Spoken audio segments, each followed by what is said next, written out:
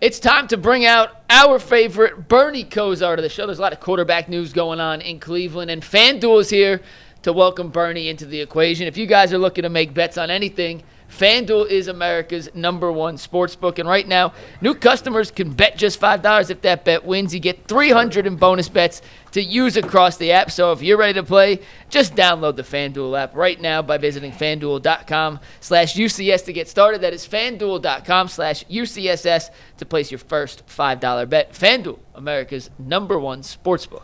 Bernie, I saw they mentioned you on Pardon the Interruption yesterday. Where did that come? Like, what was the context of that? Do you know? Well, my age is showing with being friends with Tony and Mike Wilbon. I mean, they are old, yeah. And they are both curmudgeonly at this point. Wow, so I actually know what that means. Thank you. Yeah, it was a nice little surprise at the end of the day. It's been an interesting last week here. Yeah. Thank you guys for not trading me. Okay.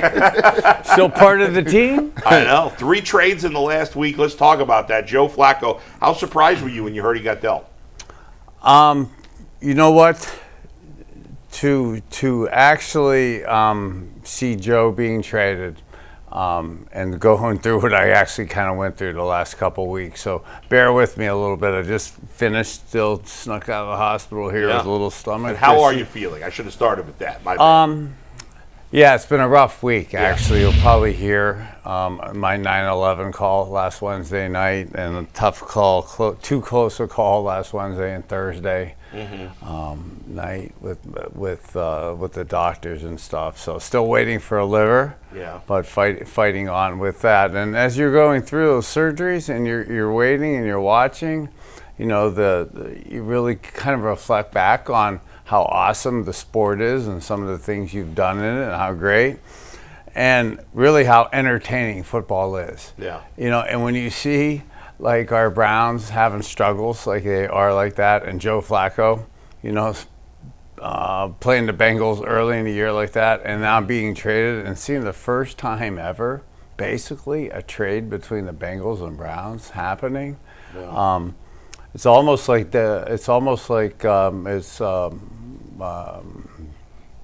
new life, a new world, like to see like harmony and working together within teams within our division, because you never would see those type trades. They almost, remember a few years back, That's right. A.J. McCarron almost got traded to the Browns. I think it was going to be for like a second-round pick. And they didn't file the paperwork. It was on the trade deadline day anyway. But it will be weird. Do you think Flacco is going to be any good? G. Bush thinks he's going to play well for Cincinnati. I don't, but... So I'm the guy that's a victim or beneficiary as quarterbacks of the guys around us. Yeah. Cincinnati has a massively similar limitations as the Browns do in drop back quarterbacking, shotgun throwing. But man, the weapons outside at least give Joe a fighting chance there. I think Cincinnati's defense is going to make it challenging, you know, for them to win games too. I actually think both of the Joes are going to be awesome together, and that's actually going to really increase the development of Joe Burrow, which isn't a positive for the Browns ultimately in the long run.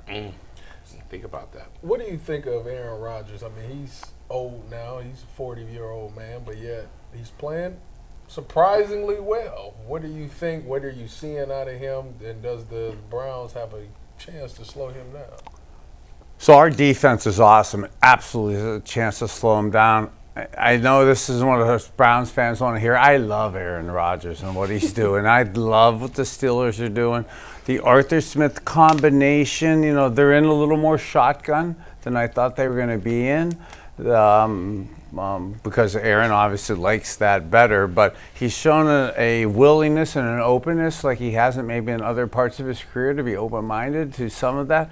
And the more they get into play action and moving and under center, and the more their offensive line gets cohesive, I think he's going to be they're a formidable team in our division. When you talk about it, obviously the story comes out that move on from Joe Flacco. There's been a big, to do about who's going to be the backup quarterback. You have Dillon Gabriel, who's the starter. You're going into Pittsburgh. You have Bailey Zappi, who's more of a journeyman type guy. He's been on the practice squad. You have Shedeur Sanders. When you were going, if you had to make the evaluation, what are you thinking about in terms of, all right, who do I want being the number 2 quarterback going into this week? And do you believe that you can go into a week with a backup quarterback as a rookie and a rookie who's actually starting? What's your rationale on how the Browns should move and what do you think they should do? I think this is massively a problem going into Pittsburgh this week, even if, again, I keep using the thing as a family show in the afternoon, but if Jesus Christ comes off the cross, I think it's going to be a problem for any quarterback to be successful right now in the Browns offense. So the rookies in that they're going to be challenged just like about anybody who has to play back there with them. So it's a tough task. I actually been hearing, and I don't want to even start rumor mills, but like there's so much that could be happening with the backup quarterback, and Deshaun still is getting healthier and wanting to play type things. So and these trades have caught us off guard. Even me, who likes to think I'm Nostradamus and pays attention to all of this, even with the health stuff, to see some of these, it's kind of unique. Some of the situations that's going on. So. Personally, at times, with the team struggling offensively, I do at times want to see both those rookies. I just think it's going to be tough for them now to play. Do you think there's a chance they'll make Bailey Zappi the backup in case Dillon Gabriel gets hurt? And then if he does get hurt, they'll actually start Shedeur the next week, but they won't be in a position where they have to throw him in the middle of the game. Would that make sense? Those are things that happen. Those are scenarios that go through people's head. I mean, I actually think they want. Obviously, nobody wants to get hurt. You want to see Dillon come in there. Look at he played really solid in the Vikings game. Okay, and it was a conservative game plan, and the Steelers going at Steelers to open up the game plan, that isn't a recipe for success either, but you would like to see maybe build a little bit upon that, but that's a tough ask for anybody, especially a rook. Why do you think that they won't push the ball down the field? Do you think it has something to do with the offensive line? Do you think they just don't have the weapons on the outside? It's become a major problem and concern. So why do you think they won't get it down the field? So I think the way we got it down the field in the past was off of a solid running game. And last time I was here, we talked about grasping at straws, trying to find a couple positives. He said, hey, man, I think Judkins is going to be really tough and run the ball. He hadn't done that yet. Now in the last 2 games, man, it's been impressive to watch him running up in there. So now it's 2 games on film of those runs and those plays. So those plays should garner respect from the defense to now allow the guys with a little extra guy or 2 blocking, and now get the guys in that intermediate, that dozen to 16-yard range running across the field. So we haven't been able to do that because the teams haven't respected our running game. So they're just flying up the field on us. So yeah, the protection's been an issue, and then the receivers haven't had the separation with it, and because the running game hasn't been as implemented until the last week and a half with it, the linebackers and safeties haven't been sucking up to get that easier, quicker, intermediate throw.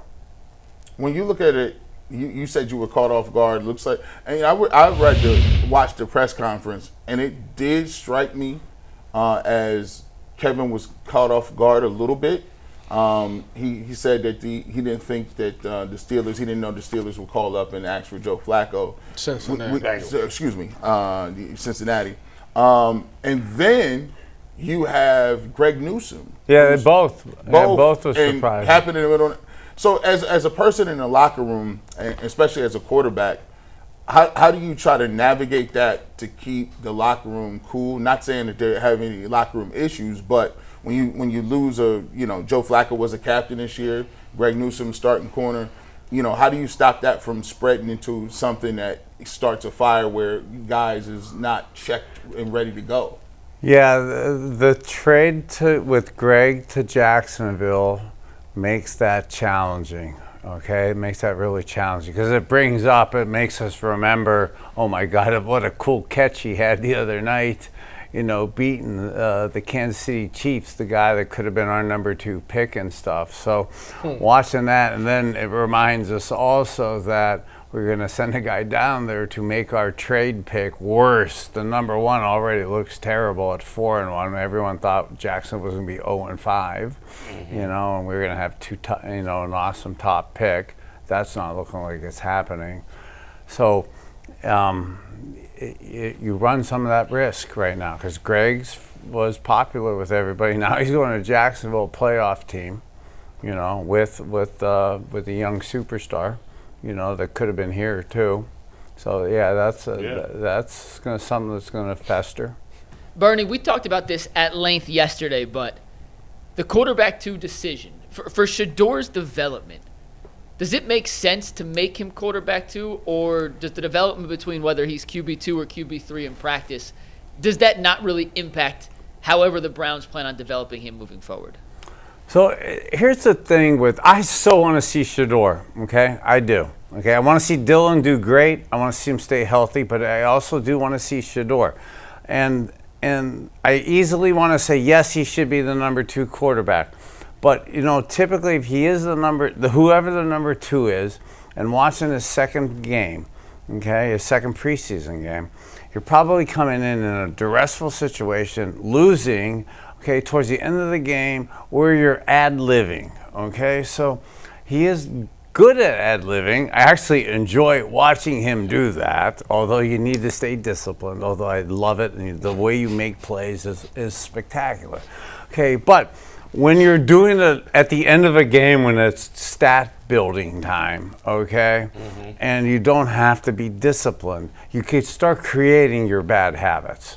Okay, and if you have a little success when they're a little less tentative defensively, you're not really trying to kill us as bad because you don't want to do things. You could start getting some success with things that aren't long-term good for you, or you can make some mistakes, like maybe some of that 4th down play in the second preseason game where he tried to spin out and that's minus 30 yards.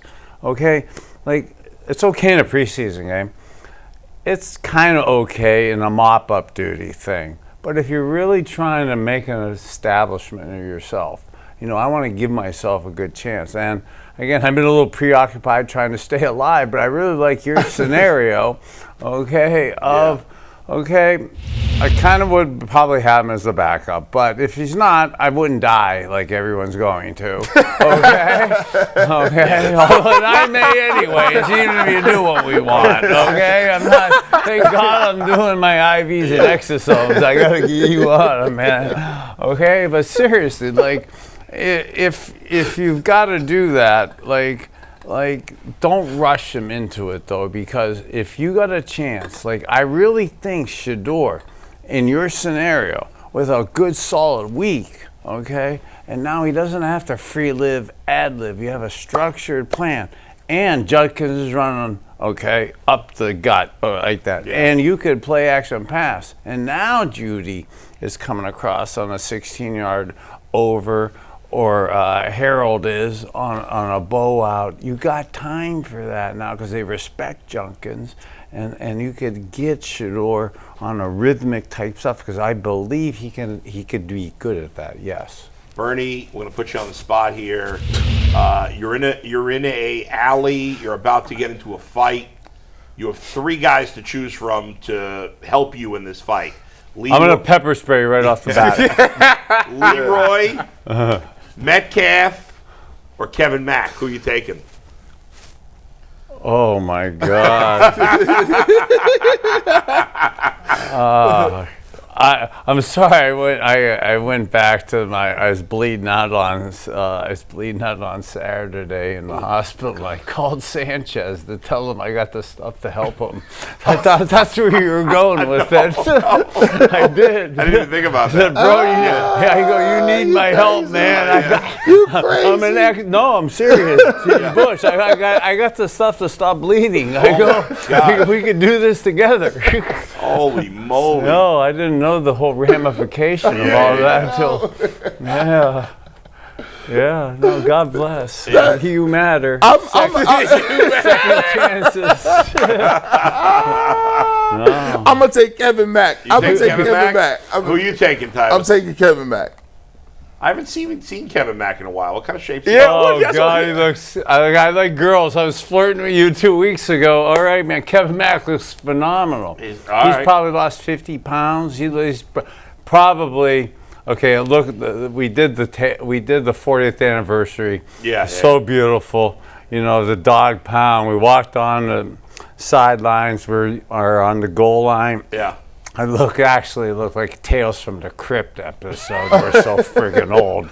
And when the Parkinsonian symptom Alzheimer's guy who's on the liver transplant list, who's bleeding out, is one of the best looking guys and most articulate, you got a massive problem. Okay, NFL PA, please get us healthy. Leroy went to he's a Wolverine, so I switch teams and jump him. And so give me Kevin Mack. Bernie, we hope you. I've been out late with all three of them. Yeah, right. Take them. Bernie, we hope you're doing well. I know you're going through it right now. We wish you the best. Thanks for coming in Praying today. for you, man. We'll Thanks, talk guys. to you again soon. Awesome. You right, matter. man. All right. Thanks.